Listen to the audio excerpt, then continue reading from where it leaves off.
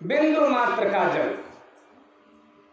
गंगा जानते हैं, गंगा शब्द का अर्थ क्या है?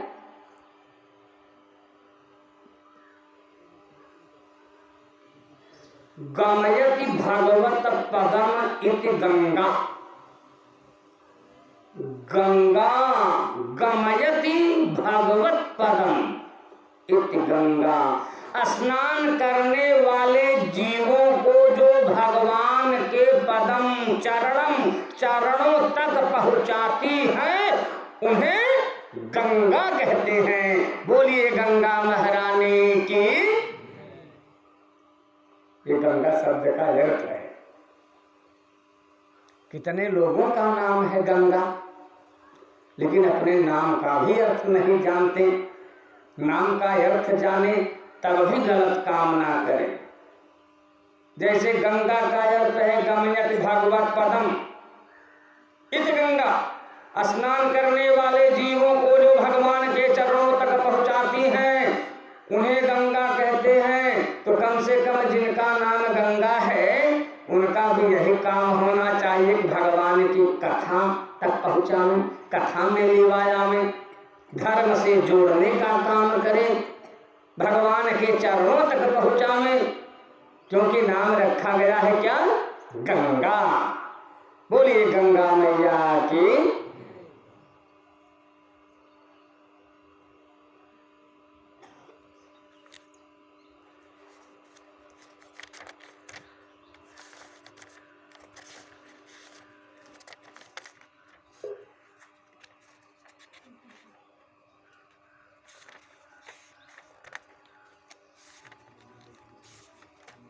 बिंदु मात्र का जल, इसमें क्या लिखा गया जानते हैं? मैं देख के क्यों नहीं बोल रहा हूं। 16वें अध्याय में लिखा गया कि सभी पुराणों का सार तत्व क्या है उसे ग्रहण करके शास्त्रों को उसी प्रकार से छोड़ दो। गरुड़ जिस प्रकार से बुद्धिमान पुरुष चावल को ग्रहण करके कने को छोड़ देता, पुआल को छोड़ देता, कोई भी यहाँ आओ मैं दिखा देता हूँ, आओ।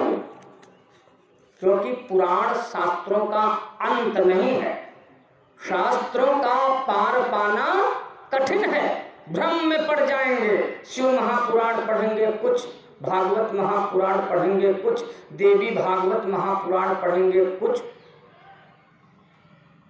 श्रीमद् भागवत महापुराण में सुखदेव परीक्षित को कथा सुनाते हैं, कोई बेटा बेटी नहीं है, पत्नी है। और देवी भागवत महापुराण की कथा भी शारदीय नवरात्र में ही हमारी भाई, उसमें लिखा गया तो कीर्ति नाम की कन्या है और 4 पुत्र भी हैं और पत्नी भी है। व्यास जी ने विवाह कराया अपने पुत्र सुखदेव का। तब अब क्या करेंगे आप? इसलिए कल्प के भेद के अनुसार कथाओं में भेद पाया जाता है।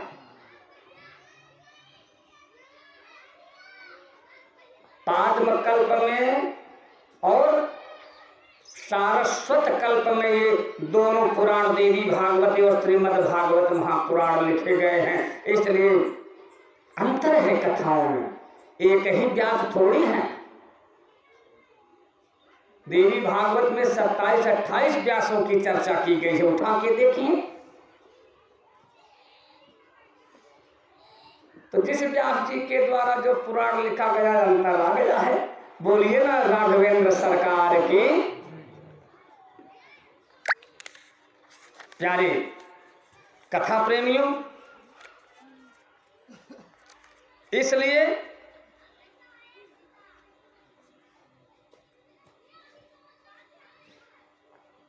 गम्यते प्राप्यते मोक्षार्थिभिः इति गंगा। दूसरा अर्थ है गंगा का, गंगा गम्यते प्राप्यते मोक्षार्थिभिः इति गंगा। मोक्षार्थी जन जो मोक्ष चाहने वाले हैं, जिनके मन में मोक्ष की कामना है, उन मोक्षार्थियों को जो मुक्ति प्रदान करते हैं, स्नान ध्यान के माध्यम से जो जाते हैं मोक्षार्थी जन, उनको जो मुक्ति प्रदान करती हैं, उनका नाम गंगा है। आप लोगों को प्रसन्न होना चाहिए कि मैं भी चाहता तो इस तरह से पढ़ते पढ़ते चला जाता, लेकिन जो शब्द आ गया इसमें, उस पर यदि बल दे के बोलना पड़ रहा है, ये तो कथा वक्ता की वैशिष्टता है। अध्ययन इससे झलक रहा है कि कितना अध्ययन मैं आज भी करता हूँ। व्यासपीठ पे बैठा हूँ, अध्यापक लोग भी बच्चों को 1 घंटा पढ़ाते हैं तो 2 घंटा अगर अच्छे अध्यापक है तो परिश्रम करते हैं, तब पढ़ाते हैं। अब मुझे पढ़ना होगा तो मैं विद्यालय में पढ़ूंगा अथवा घर पे पढ़ के आऊंगा, तब आप सबको कथा सुनाऊंगा कि यहाँ व्यासपीठ पे बैठा हूँ पढ़ने के लिए।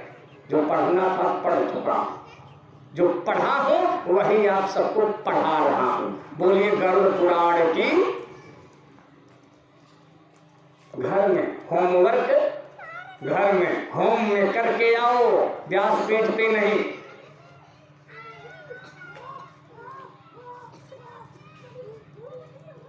दस दिन के भीतर जिनकी अस्थियां गंगा जल में विसर्जित हो जाती है, गरुड़ पापी भी अगर है तो सारा पाप हो जाता है माफ, विष्णु लोक को प्राप्त कर लेता है।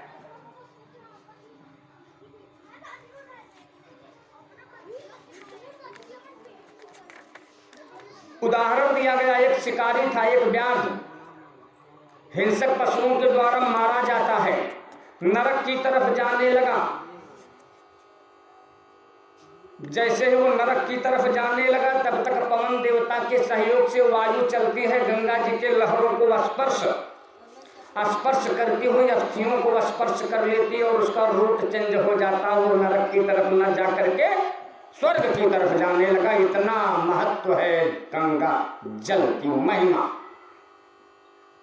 गंगा जल में भी अस्थि विसर्जित नहीं हो पाई, सिर्फ वायु गंगा जल के लहरों को स्पर्श करके अस्थियों को जो वन में था स्पर्श कर ली और वो पापी स्वर्ग पहुंच गया, भगवत धाम को प्राप्त कर लिया। बोलिए गंगा मैया की। गरुड़ जी ने प्रश्न किया, अगर मृत्यु के समय में गंगा जल ढूंढने पर घर में न मिले तब? हो जाता है कभी कभी ऐसा। तो भगवान ने कहा, अन्य नदियों में स्नान करने पर शुद्धि प्राप्त होती है, शुद्धि होती है। अन्य नदियों में आप जाओ तो स्नान करो, अवगाहन करने पे शरीर पवित्र होता है, लेकिन गरुड़ गंगा मैया में स्नान अवगाहन की भी आवश्यकता नहीं है। क्या है? दर्शनात्, सिर्फ दर्शन करने से, स्पर्शनात्, स्पर्श करने से, और पानात्, खड़े होके गंगा मैया का दर्शन कर लो, जल का स्पर्श करके माथे चढ़ा लो, और इच्छा हो तो पानात्, पान कर लो। अवगाहन करने की आवश्यकता नहीं है। बोलिए गंगा महारानी की।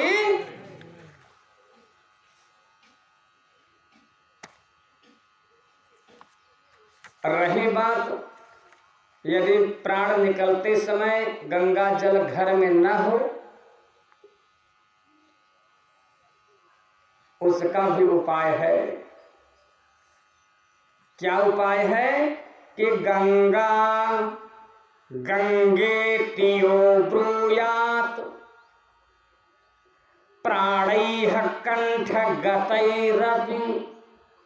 प्राण कंठगत आ चुका हो, निकलने ही वाला हो, गंगा जल ढूंढने पे मिल न पा रहा हो, उस समय गरुड़ गंगा गंगा इति ब्रूयात्, गंगा गंगेति, गंगा गंगा इस प्रकार से जो उच्चारण ही कर देता है और प्राण निकल जाता है, तो गंगा जल पान करने का, दर्शन करने का, या स्पर्श करने का, या अवगाहन करने का सब फल प्राप्त कर लेता है। बोलिए गंगा महारानी की।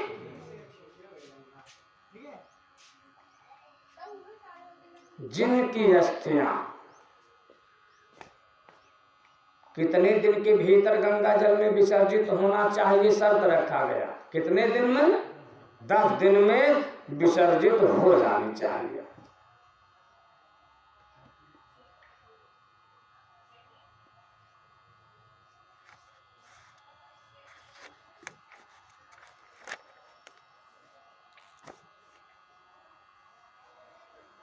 इसीलिए अभी आएगी आगे कथा, आगे जो आने वाली कथा है उसको अभी से बताने से क्या फायदा।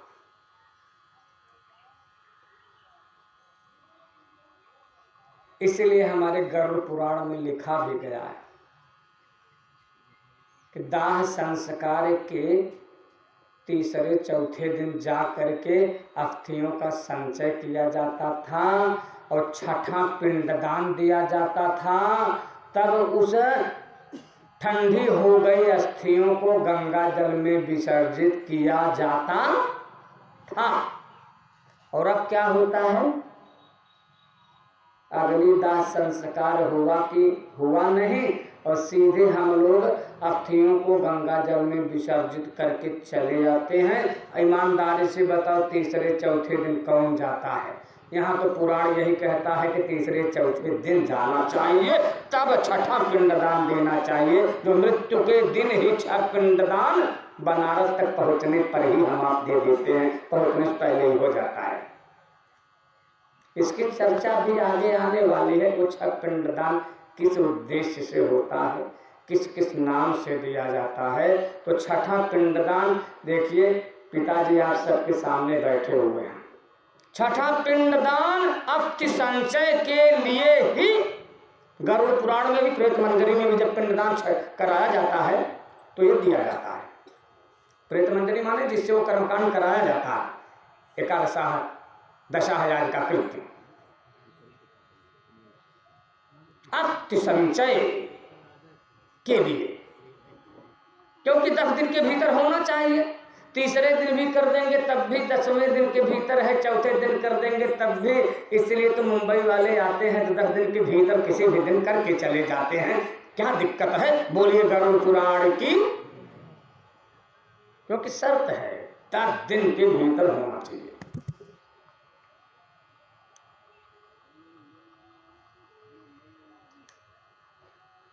इसी प्रकार से तुलसी की महिमा बताई गई। ये सब किस लिए, कौन बता रहा है उपाय? भगवान विष्णु। किससे बता रहे हैं? गरुड़ जी से। सूत जी बता रहे हैं। किससे बता रहे हैं? शौनकादि ऋषियों को। किस प्रसंग में बता रहे हैं? जब शरीर अपना धोखा देने लगे, रोग आक्रमण करने लगे, सारे ग्रह प्रतिकूल हो जाएं और प्राण घोषस्य चाश्रुतिम, प्राण ध्वनियां सुनाई ना देवे, उस समय कल से मैं जो बता रहा हूं गरुड़, और आज अभी तक जो कुछ भी बता रहा हूं वो उस रोगी को करना है। क्योंकि समय कम है, 6 महीने में ही मृत्यु सुधर जाएगी और दोबारा उसका पुनरावर्तन इस दुनिया में नहीं होगी।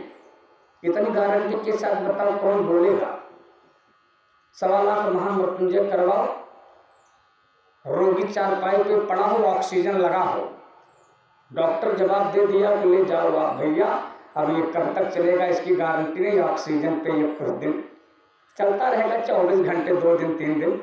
और उसी समय कोई ब्राह्मण आ जावे, आइए मैं 1.25 लाख महामृत्युंजय जब करूँगा, सब ऑक्सीजन वगैरह आप निकाल दीजिए इसका, मैं अभी से जुट जाता हूँ। तो बताओ, तो आचार्य करेगा 1.25 लाख नहीं 1 करोड़ महामृत्युंजय आप करवाओ। लेकिन जिस तरह से ये गारंटी ले रहे हैं कथावाचक जी, सूत जी शौनक आदि ऋषियों को गारंटी के साथ कहते हैं। भगवान विष्णु गर्भ को कथा सुना रहे, गारंटी ले करके दे करके सुना रहे हैं, तो आचार्य जी गारंटी लेंगे क्या कि ऑक्सीजन निकाल ध्रुवा, मैं इसका 1.25 लाख महामृत्युंजय जब करता हूं ये जीवित हो जाएगा? नहीं होगा, क्योंकि काल है। हाँ, अगर अकाल होगा तो बच भी सकता है, लेकिन अगर काल है तो फिर कोई भी औषधि बचा नहीं सकती। काल शब्द का अर्थ जानते हैं? काल, मेरी कथा की यही विशेषता है। मुझे शब्द बहुत प्रिय है, शब्दों को मैं चुरा लेता हूं। किसी का शब्द अच्छा लगता है तो मैं शब्दों को चुराता हूं। बचपन से सुनता आ रहा हूं काल काल। ये काल है क्या? काल शब्द बना कैसे है? अब आप सब कहेंगे समय। इंग्लिश में बहुत लोग कहेंगे tense, present, past, future. Tense माने बोलेंगे काल, तो अब हम कहेंगे काल बताओ, आप काल कहते किसे कहते? काल शब्द कह धातुवस्य प्रयोग है, इसकी व्युत्पत्ति आप करके बताओ। तो कल संख्याने धातु से काल शब्द बना। पाणिनि जी की एक धातु है, कहते हैं कि काल शब्द जो है कल संख्याने धातु से बना। कल धातु से काल बना। बोले कल धातु का अर्थ क्या होता है? बोले इसके आगे धातु का पूरा नाम पढ़ो, कल संख्याने। संख्या करने के अर्थ में, गणना करने के अर्थ में कल धातु का प्रयोग होता है। और कल धातु 2 अर्थों में प्रयोग किया जाता है, ध्वनि के अर्थ में, शब्द के अर्थ में, जहां शब्द माने ध्वनि, और संख्या के अर्थ में, गणना करने के अर्थ में। तो कलयति गणयति जीवत श्वासान असौ स कालः। जो एक एक जीवों के एक एक श्वासों की संख्या करता हो, गणना करता हो, उसे क्या कहते हैं? काल। प्रत्येक जीवों के श्वासों की जो गणना करे, संख्या करे, एक भी त्रुटि नहीं होती। श्वास पूरा हुआ क्योंकि कल संख्या ने काल संख्या कर रहा है। जिस दिन श्वास पूरी भई, एक भी श्वास आप अतिरिक्त नहीं ले सकते हैं, उसी को तो कहा जाता है काल। तो अकाल क्या है?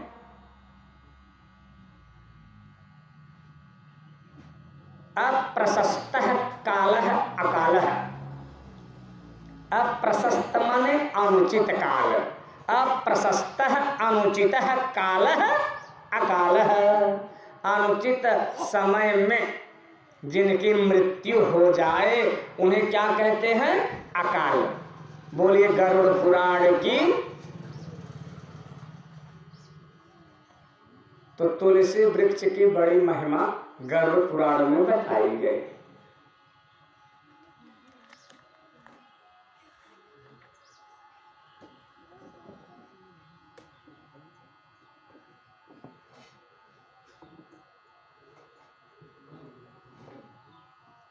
तुलसी जिस गृहस्थ के आंगन में अथवा द्वार पर तुलसी महारानी के लिए स्थान निश्चित किए गए हैं, बहुत ध्यान से सुनिए। गरुड़ पुराण जिस शब्द में लिखा गया है, जिस गृहस्थ के आंगन में अथवा द्वार पर तुलसी महारानी के लिए स्थान निश्चित किए गए हैं, हे गरुड़, उस गृहस्थ का वह घर तीर्थों के समान पवित्र हो जाता है। तीर्थों के समान नहीं, बल्कि वह तीर्थ स्वरूप ही हो जाता है। जिस गृहस्थ के आंगन में अथवा द्वार पर तुलसी महारानी के लिए स्थान बनाए गए, और जिस गृहस्थ के आंगन में मुख्य द्वार पर तुलसी महारानी के लिए कोई स्थान निश्चित नहीं है, उस गृहस्थ का वह घर श्मशान के समान है। देवता लोग वहां पे आते नहीं हैं, यज्ञ भाग को ग्रहण नहीं करते हैं, पितर लोग कव्य भाग को ग्रहण नहीं करते हैं। ऐसे गृहस्थ के घर से जल पीना भी नहीं चाहिए, क्योंकि जल जो है मदिरा के समान बताया गया है।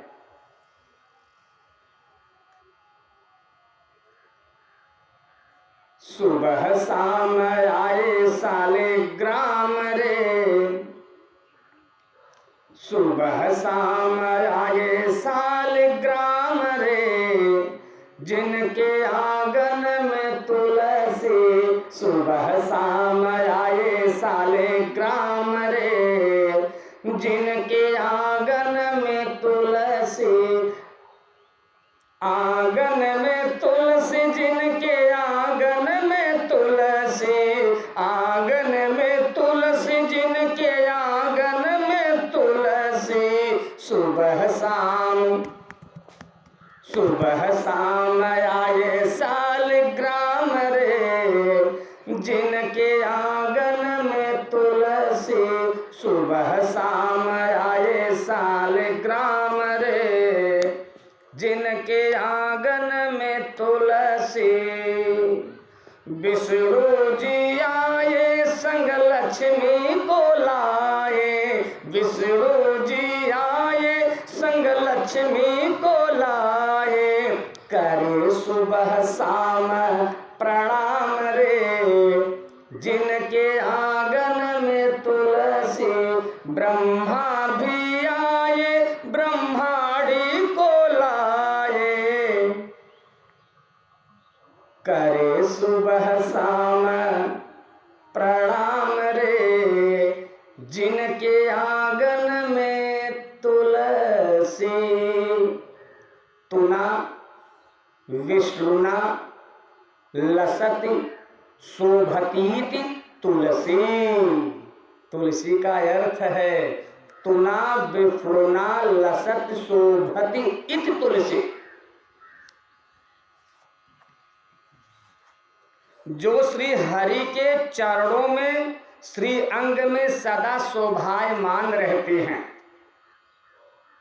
हमारे गोविंद के श्री अंगों में, श्री चरणों में जो सदा शोभायमान रहते हैं, उन्हें तुलसी कहते हैं। 56 प्रकार का भोग एक तरफ हो और तुलसी दल एक तरफ हो, तो मेरे गोविंद किसे स्वीकार करेंगे?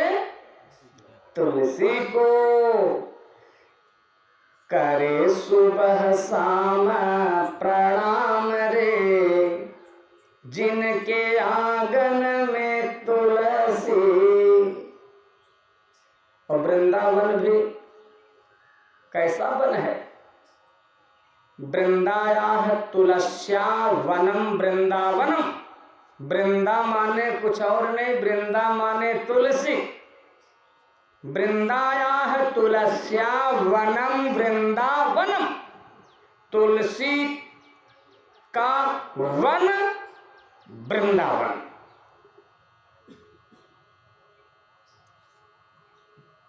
आप लोग जानते होंगे, वृंदा की कथा भी जानते हैं आप सब। और वृंद माने भक्त समूहों को भी वृंद कहा जाता है, जहां पे बहुत भक्त बैठे हों।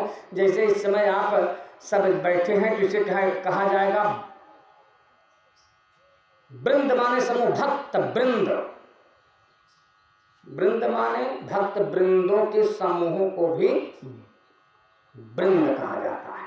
तो जिस वन में भक्त वृंदों का समूह निवास करता हो उस वन को भी वृंदावन कहते हैं। वृंदा नाम भक्त समूहा नाम वनम वृंदावनम।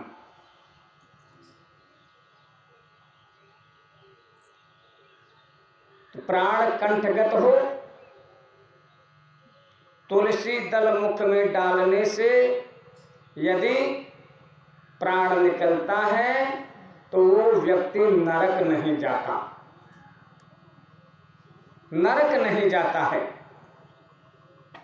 वह भी मुक्त हो जाता है। प्यारे कथा प्रेमियों, अष्टमहादान की चर्चा की गई है, इसमें तिल की चर्चा की गई है और कुसा की चर्चा की गई है, गाय के गोबर की चर्चा की गई है।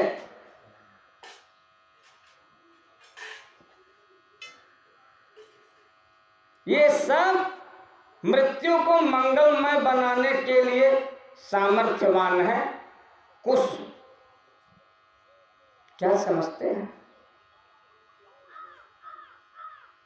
कुशासन का प्रयोग हमारे शास्त्रों में बताया गया। कुश की चटाई पे खड़े होकर के आप जो है अर्थम जो होता है ना उसको आप जोड़ लीजिए।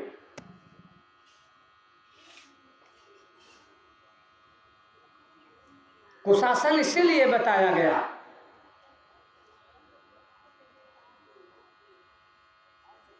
प्यारे कथा प्रेमियों,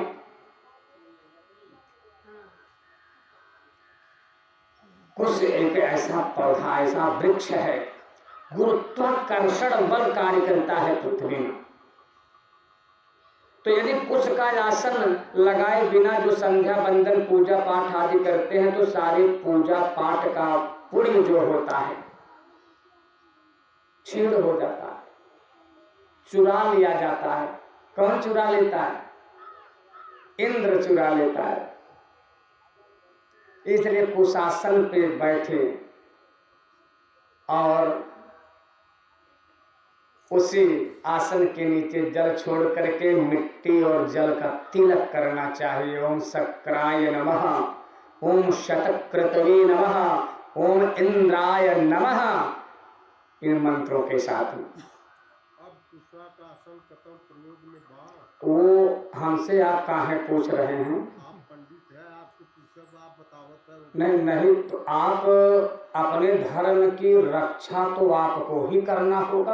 अब वो खुद आपको सोचना है कि हम कैसे बचें, अब सबको देख के हम भी उसी दिशा में चले, ये आवश्यक नहीं है। आप क्षमा करें अगर इस दृष्टि से आपने प्रश्न किया, क्योंकि कोई भी किसी को मारता नहीं है।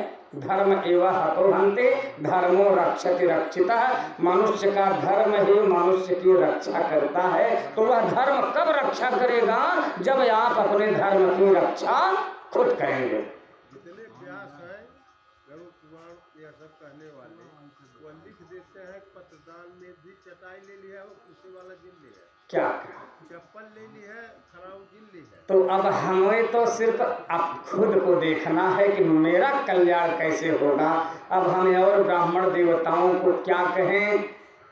कुछ नहीं, उनका आदर है, सम्मान है, ब्राह्मण है। अब ब्रह्मम जानाति, ब्राह्मण है, एक अर्थ वो था क्योंकि ब्रह्म माने ईश्वर भी होता है, लेकिन ब्रह्म माने वेद भी होता है। कम से कम ईश्वर को जो जाने वही ब्राह्मण है। वो तो अर्थ बहुत क्लिष्ट अर्थ है, उसमें तो फेल होना पड़ेगा। इसलिए ब्रह्म के बहुत सारे अर्थ हैं। ब्रह्म माने वेद भी होता है, ब्रह्म माने ईश्वर भी होता है। तो जो कम से कम ब्रह्म को न जान सके तो वेद को जानने वाला ब्राह्मण है। इसलिए वे भी वंदनीय हैं, पूजनीय हैं। बोलिए ब्राह्मण देवता की, ये प्रत्यक्ष देवता है।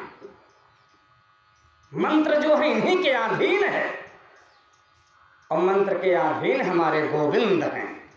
इसलिए गोविंद मंत्र के अधीन है और वो मंत्र ब्राह्मणों के अधीन है, तो भैया तो ब्राह्मण तो प्रत्यक्ष देवता मूर्ति मंत्र देवता तो है ही हैं। बोलिए गोविंद सरकार की। तो कुशा की बड़ी महिमा इसमें बताई गई। भगवान विष्णु स्वयं कहते हैं ये मेरी विभूति है, ये मेरे रोम से उत्पन्न हुआ है। किनके रोम से उत्पन्न हुआ है? हाँ, अब गरुड़ जी की लालसा और बढ़ती है। कब उत्पन्न हुआ वो कथा सुना दीजिए मुझे, अगर समय हो तो। भगवान ने कहा इस समय बिल्कुल हमारे पास समय है, वैकुंठ में एकांत में बैठा हूँ, उसी समय तुम प्रश्न कर रहे हो, तो 16 अध्याय का गरुड़ पुराण की कथा सुना रहा हूँ, तो अपने पास समय है। लेकिन कलयुग में कथावाचकों को पूछना पड़ेगा कि अगर आपके पास समय हो तो वो कथा सुनाओ, नहीं तो इतने से काम चला लो कि भगवान कहते हैं कि ये मेरी विभूति है, ये मेरे रोम से उत्पन्न हुए, बस इतना जान लो। अब वो कब उत्पन्न हुए, वो कथा कौन सी है, वो किस प्रसंग के माध्यम से कुछ उत्पन्न हुआ, इसको तो भैया सुनने के लिए मुझे पूछने पड़ेगा समय है कि नहीं है, नहीं तो आगे बढ़ो। बोलिए गरुड़ पुराण की।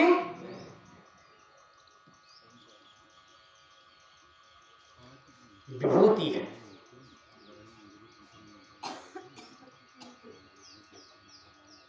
तिल की महिमा बताई गई। हे गरुड़, ये तिल मेरे पसीने से उत्पन्न हुआ है। तीनों प्रकार का तिल, कृष्ण, कपिल, श्वेत, ये तीनों प्रकार का तिल। कृष्ण माने काला तिल, कपिल माने भूरा तिल और श्वेत माने सफेद तिल।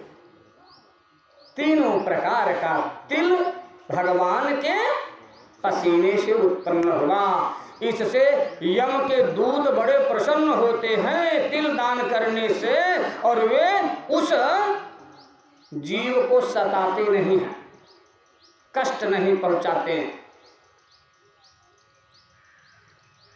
गोबर की बड़ी महिमा बताई गई। रोगी को जब जान जावे कि 6 महीने समय अपने पास है, अच्छा 6 महीने का समय आप सबको अगर मिल जाए तो मृत्यु को सुधार सकते हैं। इस 6 महीने में इतना उपाय करने वाला मुक्त हो जाएगा, भगवान कहते हैं। राजा परीक्षित के पास बताओ कितने दिन का समय था? 7 दिन का था। और यहाँ गरुड़ पुराण में हमें आपको कितना समय मिल रहा है? 6 महीने का। तो जब 7 दिन में परीक्षित जी शुद्ध और मुक्त हो सकते हैं उपाय करने से, तो 6 महीने में हम आप चाहें तो ये उपाय करके जीवन भर यदि पाप भी किए हैं तो ज्ञात अज्ञात पापा नाम और प्रायश्चित्तम समाचरेत। हे गरुड़, ज्ञात अज्ञात सभी प्रकार के पापों का प्रायश्चित्त करके, इन उपायों को करके व्यक्ति अपनी मृत्यु को सुधार सकता है, मंगलमय बना सकता है और आवागमन से छुटकारा भी पा सकता है। बहुत ज्यादा समय है 6 महीना।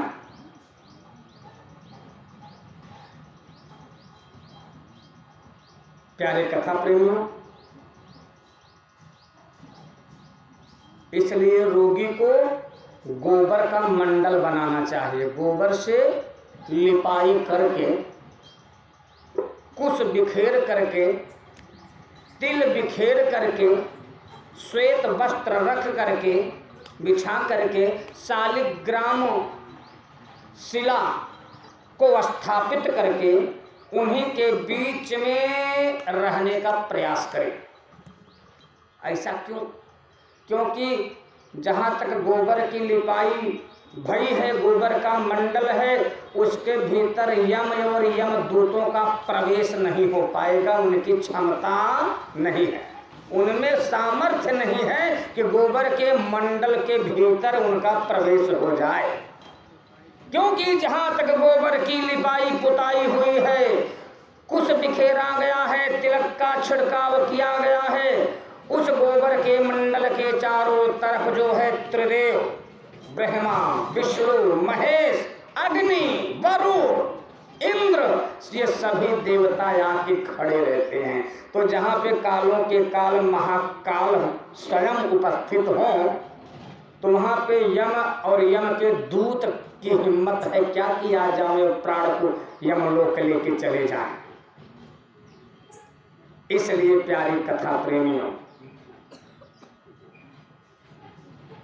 तीनों प्रकार का तिल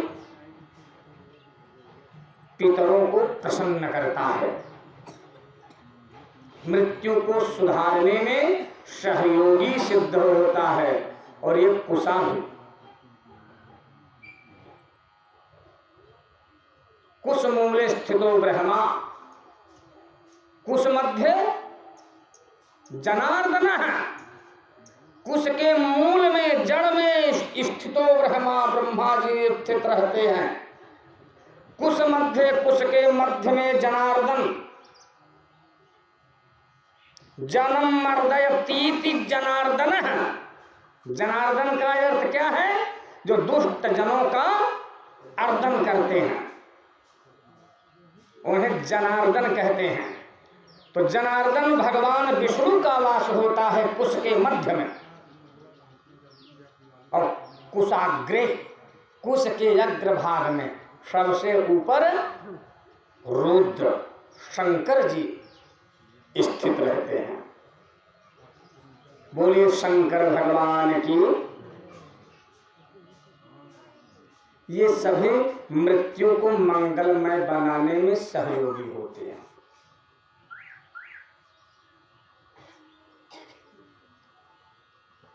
इसी प्रकार से गरुड़ और उपाय करो। रोगी को श्रीमद् भागवत महापुराण की कथा सुनाओ जब समय उसके पास कम बचे, और नहीं तो खुद पाठ करे 18,000 श्लोकों का।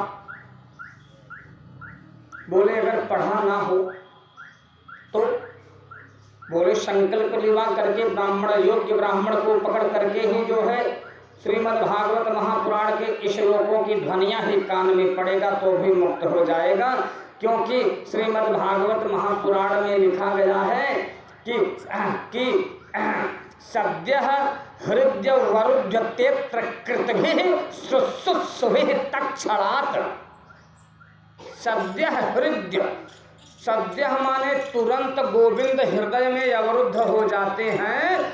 सिर्फ मुझे श्रीमद् भागवत महापुराण की कथा सुननी चाहिए, इसी विचार से अभी सुना नहीं है। सिर्फ सुनने का विचार आने मात्र से मेरे गोविंद भक्त के हृदय में सद्य हृदय अवरुद्ध हो जाते हैं। सद्य माने तत्क्षण, तुरंत, तत्काल।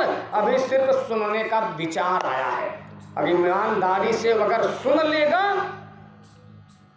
तो गोलोक धाम, वैकुंठ धाम जाने के लिए अगर रिजर्वेशन पक्का हो ही जाता है तो इसमें क्या आश्चर्य है।